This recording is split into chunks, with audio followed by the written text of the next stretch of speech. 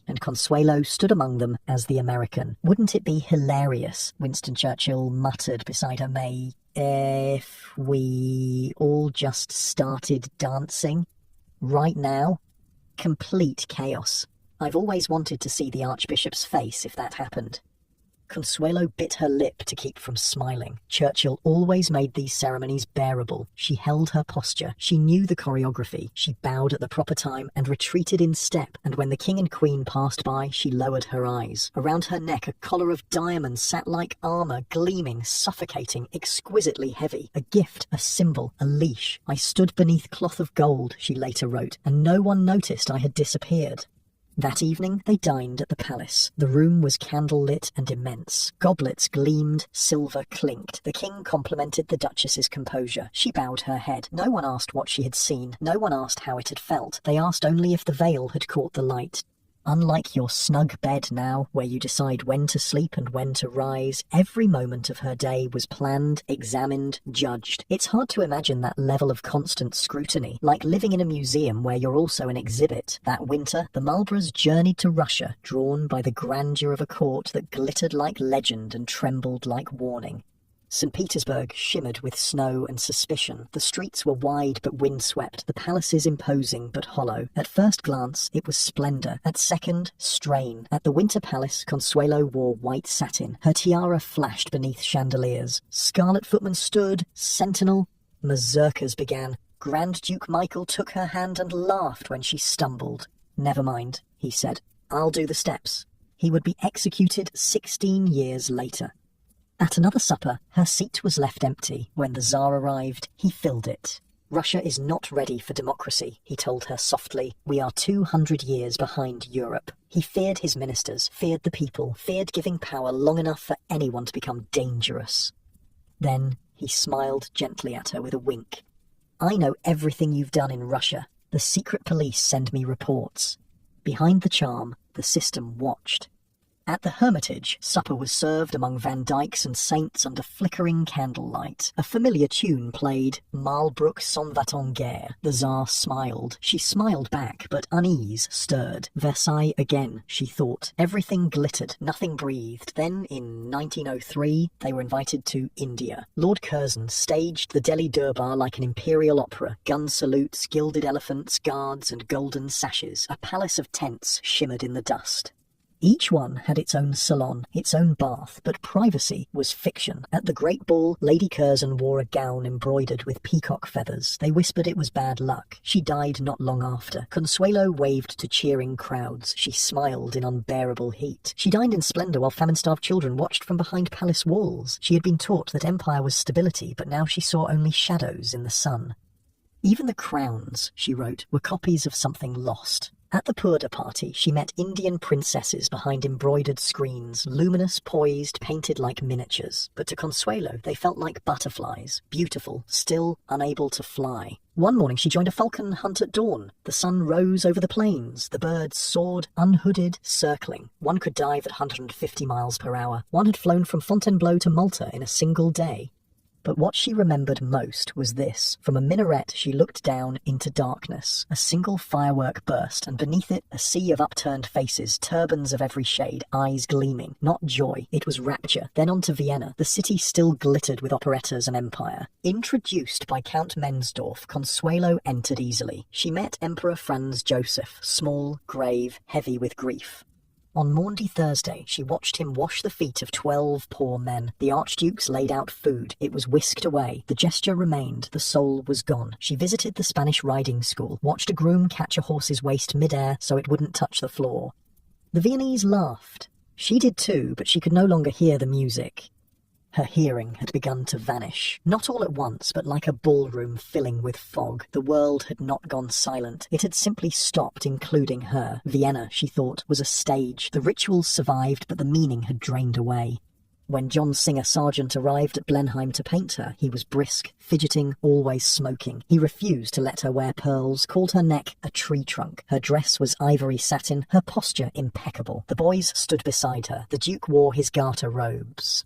Sargent worked quickly. He didn't need revision. "He captured me beautifully," she said, "but he did not find me." When the portrait was hung in the Great Hall, she looked at it the same way others did, from the outside. She returned to England with letters to answer and public events to attend. She did so perfectly. There were no scandals, no refusals. The Duchess was always present, always framed just right, but her voice had softened, her step had slowed. She was no longer performing for love or even approval, only for the preservation of the story being told around her. I was still called the Duchess, she would write, but I had already become someone else. Consuelo and Sonny had been married 11 years. Time hadn't softened their differences. It had sharpened them. The quiet war between two mismatched souls, bound by rank and ritual, had run its course. Divorce was almost unthinkable in Edwardian England. A man needed only proof of adultery. A woman required abandonment, violence, or disgrace. And yet, in 1906, they separated. There was no quarrel, no final scene, just a letter left on her writing desk at Sunderland House.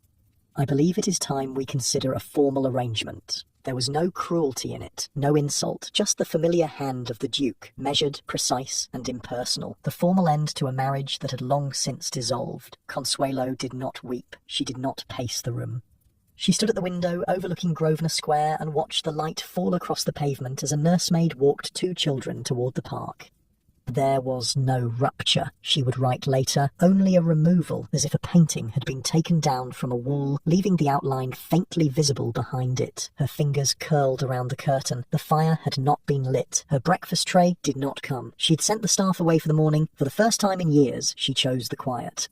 She did not cry. She simply took down the small wedding portrait on her mantel, framed in tortoiseshell, posed to perfection, and placed it in a drawer face down. This was not the end of her life. It was merely the beginning.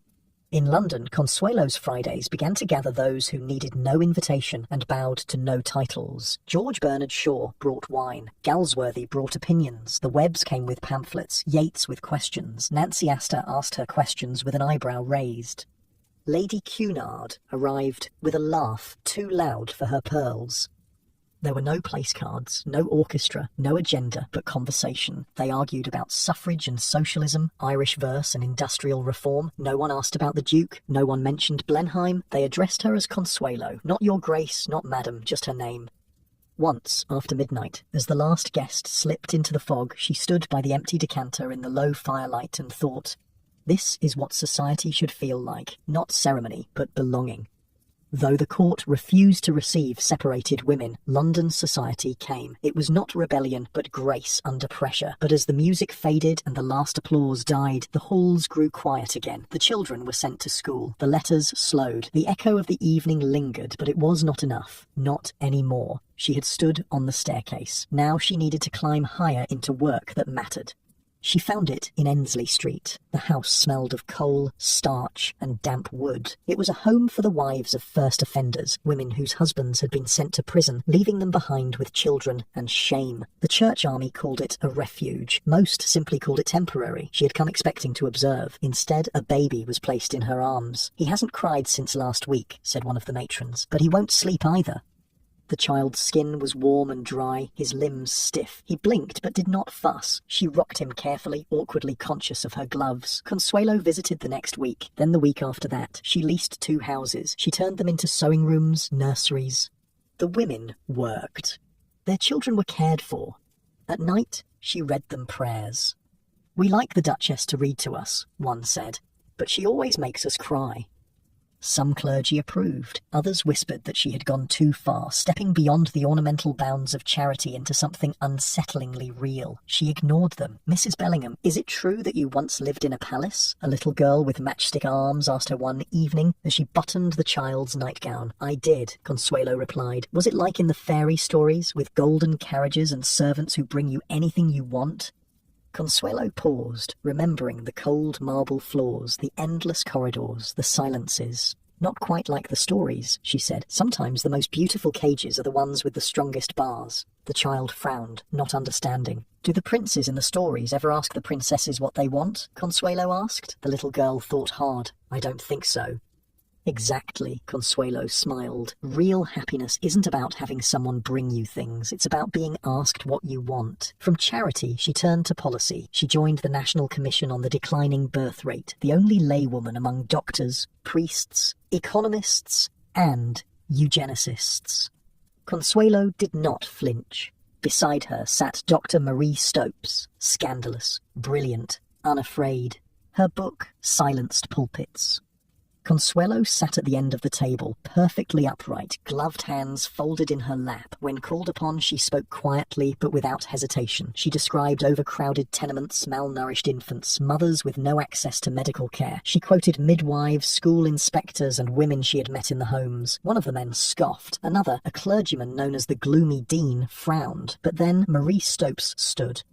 "I believe," she said, "that the Duchess of Marlborough is the only person here speaking from lived truth rather than abstract morality." There was no applause, only silence. Later in her diary, Consuelo wrote, "I had never expected to be heard, only to be counted. Today I was both." By 1907, the press had given her a name, the Working Duchess. At first it felt pointed, almost mocking, but over time it became accurate, if not warm, then at least true. Across the Atlantic, her mother began to write again. Not commands, not corrections, but reflections. "You are becoming what I could not," Alva wrote. "I admire you for it." There was no apology, but something in the spacing of the words felt like release to Consuelo. She read it twice, then folded it neatly and placed it in the same drawer where she had once kept a silver rattle, an ivory fan, and a letter that had set her free. They exchanged news of suffrage speeches and playground campaigns, of prison mothers and Westminster bills. Alva described women chained to iron railings in front of the Capitol. Consuelo wrote of women sewing in silence behind Ensley doors. They were not close, but now they were aligned. In 1908, Consuelo returned to America to give her first public speech for children's needs at the Waldorf Astoria. 700 guests filled the ballroom. Colonel George Harvey urged her forward. She had dreaded it, but duty outweighed fear. She had been announced as a duchess. The crowd expected aristocratic pleasantries. Instead, she spoke of Ensley Street, of cracked teacups, overcrowded lodgings, and mothers who fed their children tea to quiet their hunger. She spoke slowly, her voice low at first, then steadier, firmer. "Dignity is not conferred by title," she said. "It is sustained by recognition."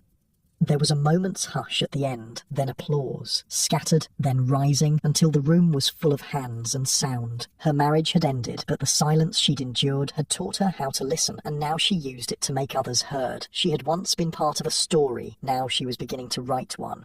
In November 1913, Sunderland House opened its doors to a carefully selected guest list. Bishops in stiff collars, politicians with polished shoes, society women balancing lorgnettes and expectations. They arrived expecting tea and conversation, a graceful morning's nod to charity.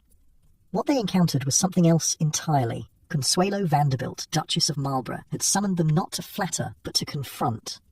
With Margaret Lawrence and Gertrude Tuckwell beside her, she presided over a conference designed not to comfort but to expose. One by one, 12 working women took the stage. A shirtmaker held up a blouse, her fingers tight around the cloth. "A dozen shirts earns 9p," she said.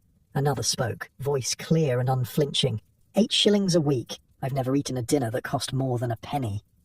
No one spoke, no one smiled, and no one, not even the industrialists in the back row, could look away. By the end of the week, 8 additional trades had received legal protection. It was not a riot. It was not a headline. It was something quieter and more subversive. The truth, spoken in the language of suffering, echoing through rooms of carved marble. For Consuelo, it was a moment of clarity and collapse. After a speech in Liverpool, she rode the train home in silence. Her limbs ached, her breath came shallow, a hot water bottle warmed her feet, but still she shook, and as the countryside slipped past in dusk and fog, her thoughts turned inevitably to her mother. Alva Vanderbilt, once her tormentor, had changed. Widowhood had not softened her, but redirected her. Alva had hurled herself into the suffrage movement with the same force she had once used to mould a debutante's spine. But this time, the ambition was not personal. It was political. She marched, she funded, she organised, and remarkably, she invited Consuelo not as pupil, but as partner. Through her, Consuelo met the women who led the charge. Emmeline Pankhurst, fierce beneath lace and bone, Christabel, fire-tongued and defiant, Dr. Anna Shaw, who had once delivered babies and sermons with equal authority. These women had suffered, some had starved, some had bled, and none begged permission. One letter from Alva stayed with her. In response to a New York committee debating how best to rehabilitate courtesans, Alva wrote, "To ask what to do with the young courtesan is to begin in the wrong place. Arrest the men who create the need. Let their guilt fund the women they destroy." It wasn't maternal warmth. It was something fiercer, unvarnished justice. A woman once consumed by status, now advocating for the invisible and discarded. In 1913, Consuelo stood beside her at the International Women's Suffrage Alliance in Budapest, listening to Anna Shaw preach beneath vaulted ceilings. For the first time, their work felt shared, not staged, not rehearsed, but real. Then came war. She had booked passage on the Kaiser Wilhelm der Grosse, set to sail on August 3rd, 1914. On August 2nd, the voyage was cancelled. Warnings rippled through the shipping lines. Routes changed. Neutral flags were hoisted higher. Submarines prowled familiar waters. 3 days later, she boarded a brightly lit American steamer. Other ships passed in darkness, their hulls scrubbed of identity. Her sons were still at Eton. Blandford, barely 17, had already been measured for war. The American Women's War Relief Fund asked her to serve. She said yes. Within months, she led the opening of hospitals in Devon and London. She organised committees, raised funds, and trained women to take up roles left vacant by enlisted men. When proposals arose, Mrs. Whitelaw Reid simply asked, "How much do you need?" and pledged it. By 1915, Sunderland House had become a meeting ground for the war's invisible architects. Her home for prisoners' wives became a maternity annex. 18 beds for unwed mothers, girls carrying more than shame. One of them wept beside her newborn. Her husband, a black American, had left for the front. The baby's pale skin terrified her. A nurse tried to reassure her. Newborns often look pale at birth. His colour will come. But the fear of judgment, abandonment, disbelief remained. In 1916, Consuelo gave the priestly lecture on infant mortality. She did not speak in abstractions. She began with a stark truth. 1 in every 8 children born in Britain dies before their first birthday. In London's poorest boroughs, the toll was worse. Disease ran rampant. Babies were wrapped in newspaper for warmth. Clinics turned away the unmarried. And Consuelo named what others would not: venereal disease, malnutrition, shame. Some in the audience stood and left. The Times called her brave. She launched the Jewel Fund. Give a jewel to save a baby's life. Cartier opened its vaults. Tiaras, tin lockets, wedding bands, Lloyd George's scarf pins sold twice. £50,000 poured in. But money, she learned, was never enough. For every maternity bed she opened, 10 more were needed. For every child she saved, another slipped through the cracks. Charity could soothe but not cure, and the disease was structural. Policies that punished, laws that excluded, lives made invisible. If she wanted to change the rules, she'd need to sit in the room where the rules were written. Politics came next. The major parties offered women no real seat, so she helped found the Women's Municipal Party. No whip, no machine, just women. Widowed, titled, determined. Tired of waiting for someone else's permission, Alva urged her forward. Not as ornament, she said, but as instrument. In 1917, Consuelo ran for London County Council in North Southwark. They deliberated, then chose her. She won again in 1919. Children sang in the streets. Vote, vote, vote for Mrs. Marlborough. Inside the council, she worked on housing, heat, education. She walked the slums and invited the Prince of Wales to join her. He did. "I wish my mother wore hats like yours," he said. But he listened. A disgruntled driver, dismissed for poor performance, began spreading rumours that she owned slum tenements. It was a lie, but damaging. She answered it quietly. No denials, no scandal, just a tram ride to her next public meeting, refusing to stand above those she served. One night, she noticed a man trailing her down a darkened street. Her heart pounded. Her pace quickened. So did his. But at her next gathering, when she rose to speak, he stood at the back and applauded. A supporter, it turned out. He had only wanted to ensure she got home safe. Even courage, it seemed, could be mistaken for risk. "You realise," Winston Churchill told her over lunch at the Savoy, "that you're the first American to sit on a British governing body since we rather rudely ejected your lot in 1776. "Not rudely," she smiled. "Justifiably." "Careful, cousin," he winked. "That's treasonous talk." "Only if you still consider me British," she replied. "I'm becoming more American every day." "Nonsense," he grinned. "We'll keep the good ones." Sunderland House had grown cold. No heat, no privacy. 10 housemaids quit. One muttered on her way out, "I thought this was a house. It's a town hall." In 1918, she handed it over. The Interallied Council took possession. Arthur Balfour sent thanks. Paul Cravath took her rooms.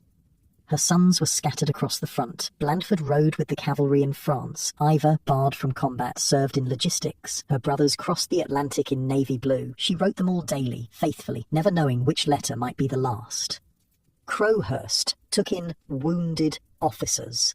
Its halls echoed with crutches, coughs, and quiet grief. Her parlour became a ward, her garden a vegetable patch. On November 11th, 1918, the siren sounded across London, not in warning, but in wonder. Peace. She stood on the balcony of the County Council building and looked out on a city that had bled for 4 years. Crowds surged, flags unfurled, the air trembled with hymns, with joy, with release. Then the French marched past, shrunken in number, solemn in step. She did not cheer. She wept for Paris, for Verdun, for the boys who did not return, and for the world they left behind. Peace brought no rest. The headlines shifted. The sirens fell silent, but the broken world remained. Slums still festered. Mothers still begged for blankets. Laws still lagged behind the lives they governed. Exhausted in body and spirit, Consuelo withdrew to Alva's villa among citrus groves and Mediterranean light. Alva was older now, slower, but no less certain. They sat in the garden, sometimes in silence, sometimes sharing letters and wounds. Years of distance and dominance softened into something like tenderness, and in that quiet reconciliation, Consuelo allowed herself, finally, to rest. In 1920, Blandford married Lady Mary Cadogan, daughter of the 5th Earl Cadogan. The wedding took place at St Margaret's, Westminster, beneath a pale winter sun. The pews were filled with titled names and the shattered remnants of a generation. Consuelo watched her son, the future Duke, stand at the altar, polished, poised, and heartbreakingly young. She blessed the match, but as Mary took her son's arm, a shadow passed, faint, familiar. A girl in white, a door quietly closing. Then came the letter. It arrived in 1921. Brief, elegant, predictable. Sonny wanted a divorce. Gladys would not be a mistress. She would be a duchess. There was no courtroom scene, no scandal in the papers. The divorce was quietly obtained in Paris. Mutual consent, no accusations, no counterclaims. The headlines were courteous. Duke and Duchess part amicably. She moved to a smaller house with ivy on the walls and sunlight in the kitchen. No staff waited in doorways. No footman flanked the stairs. She learned to make her own tea. She sat by the fire in her slippers. And one morning she realized she had not heard her name announced in weeks, and no one had bowed. No one had asked her to smile. No one had called her the Duchess of Marlborough. They had called her Consuelo. Sonny married Gladys Deacon that summer. There was no church wedding, no photographs, just a line in the Times. She read it once, then went for a walk. The sun was warm. The air carried the smell of wet grass and stone. And for the first time in decades, she walked with no destination, no duty, no script. She had been traded for a title. Now she had given it back, and she did not miss it. Unlike your warm, cozy bed now, where you make your own choices, she had spent most of her life living by others' rules, smiling when told, speaking when permitted. But now, at last, she was beginning to find the one thing that had eluded her from the start: freedom. 1920 was shadowed by sorrow. Her father, gravely ill, died with quiet dignity. Consuelo was with him to the end. He bore his suffering without complaint, and when the Duc de Gramont sent condolences on behalf of the French Jockey Club, his words were simple: his death will be a great loss to the French racing world. Letters arrived from every corner. Aristocrats, jockeys, stable hands, surgeons. The Paris clinic he had funded mourned deeply. Consuelo had often helped there alongside her stepmother. Now she helped plan the burial. He was laid to rest in the family vault on Staten Island. In the house, where once children had peered down on balls from the upstairs gallery, hymns now echoed through closed doors. She spent long, still weeks in her mother's medieval-style home on Long Island. Alva had helped win the vote. She had become president of the National Woman's Party, but she was alone. Consuelo prepared to begin again. She sold Sunderland House, gave Portman Square to her son, released Crowhurst. Each home carried its own memory, each farewell its own grief, but she knew it was time. Her sons were grown, Blandford happily married, Ivor studying at Oxford. She had given them stability. Now she needed freedom. She moved into the Paris house her father had given her, but his death had ended the companionship she had hoped for. Alva joined her there, and with her Aunt Jenny, they built something soft and quiet. Waiting for the final steps of divorce, Consuelo leased a villa near Aza. She travelled often to England, but did not expect to fall in love. On July 4th, 1921, she married Jacques Balsan in the Chapel Royal of the Savoy at 9 a.m. to avoid reporters. This was quieter, warmer. They followed with a civil ceremony. Colonel George Harvey, American ambassador, and General Cornelius Vanderbilt stood as witnesses. There was no coronet, no throne, but there was peace. Jacques Balsan was beloved everywhere, kind, clever, brave. Children loved him, so did generals, gardeners, and grand dames. He was, she realised, not a man who needed to impress, but one who knew how to care. Jacques was a pilot, but before planes, he flew balloons. In 1899, he floated from France to Russia, crashing in Prussia and landing at the estate of Baron von Bandemer. He was greeted politely, shown a monument to the French defeat at Sedan, and sent on his way.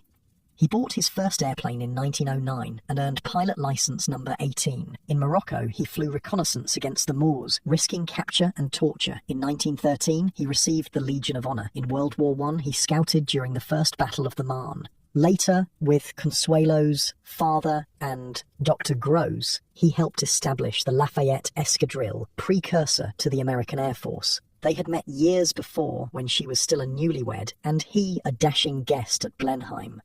During the war, he had once sent her a postcard before a bombing run. I did not expect to return. Now he had. Unlike the Duke, who saw her as an ornament, Jacques saw her as a partner. What would you like to do? He asked her one morning over breakfast. A question so simple, yet so revolutionary, that she nearly dropped her cup. Do? She repeated. Yes, he smiled. With your life. With our life. What would you like to create? No one, not her mother, not her ex-husband, not society, had ever asked. She thought for a moment, then smiled back. Everything. Their marriage was not recognised by the Catholic Church. In France, where Catholicism ruled society, divorce was rare and remarriage without annulment forbidden. Jacques' family, devout and bound to tradition, could not receive her. She asked him not to break with them. She would wait. When in 1926 Marlborough sought his own annulment, the moment came. With the help of her mother and old governess, she petitioned Rome. Her lawyer, Sir Charles Russell, warned that only proof of coercion would suffice. Alva consented as a way to apologise for that action so long ago. She admitted she had forced her daughter unwillingly to marry. The Vatican ruled in Consuelo's favour. No bribes had passed, only courage and truth. Now married in the church, Consuelo was welcomed into the Balsan family. At the chateau in Chaumet, once established by the Prince de Condé, she met them all. Madame Charles Balsan, Jacques' great-aunt, presided in lace and black. She offered Consuelo a golden heirloom box. We loved him too, she seemed to say. And now we love you. Later, Consuelo wrote her a letter of thanks. The matriarch read it aloud to the family. It was, she recalled, a moment of true reconciliation. In Paris, she and Jacques made their home near the green lawns of the Champ de Mars. From her window, she watched cavalry officers trot by at dawn. Children played, readers claimed benches. The Seine shimmered, the Eiffel Tower blinked its message to the sky. Their house, designed in 18th century style, was filled with antiques and discoveries from long walks along the quay. Paris life was elegance, but not idleness. Consuelo hosted modest luncheons with literary guests. Edith Wharton visited frequently. She chaired charity events. The British Embassy, once owned by Pauline Borghese, held glittering dinners under Napoleon's gold service. Here, old castes mingled, Bourbon, Bonaparte, Republican. She watched it all with grace and growing understanding. You know what's strange, she said to Jacques one evening as they returned from a salon hosted by the Comtesse de Noailles. I used to think being a duchess was the height of power, but I had no power at all. And now? He asked, helping her with her coat. Now I have the only power that matters, she smiled. The power to choose.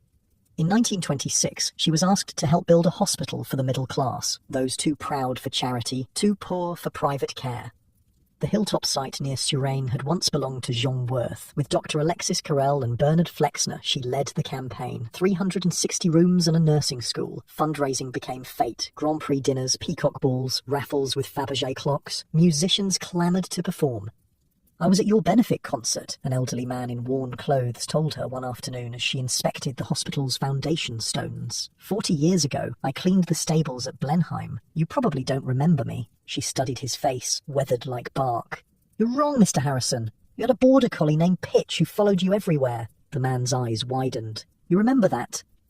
I remember everyone who was kind to me, she said. You let me feed Pitch when no one was looking. He nodded, suddenly shy. This place you're building, my daughter's expecting her first. They live in 2 rooms, no proper doctor for miles. She'll have a room here, Consuelo said, touching his arm.